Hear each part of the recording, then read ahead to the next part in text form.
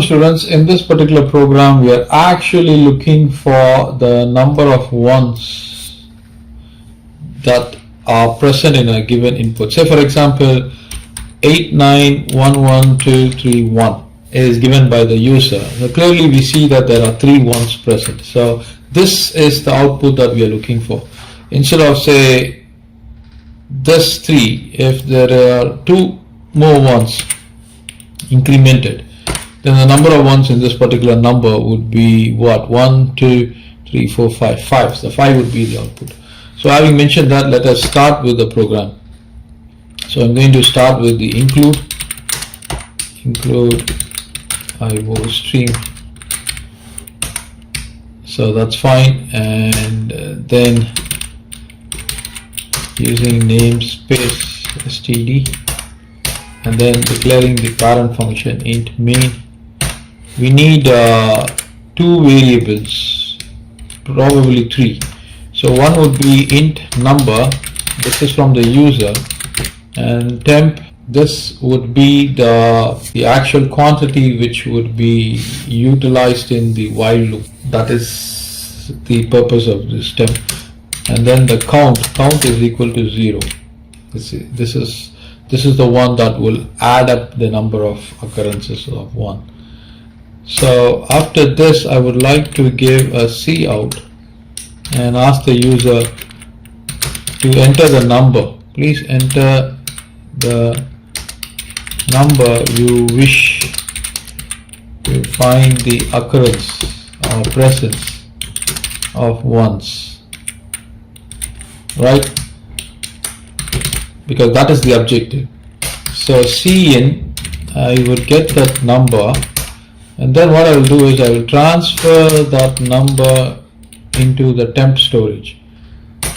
Now all these things will only occur if temp is not equal to 0. This is not really required, but just in case if someone were to give 0, critically important, because later on we are going to divide temp by 10. So that's the reason we are using this statement. While temp not equal to 0, we are going to have a if conditional loop. So if temp modular division 10, if it is equal to 1, that means the number has got the presence of 1. Then I will open a loop, and then I will increment the count. Okay, so count plus plus, counts gets incremented, and then I will come out of the loop, and then I will change the contents of 10. So this time temp will be divided by 10. So that is the reason we are placing this while temp not equal to 0, right?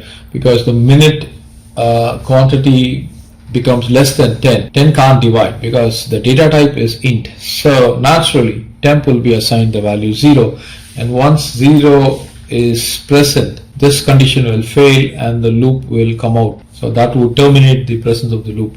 So now we need to display the output. So cout the number of zeros present in the given number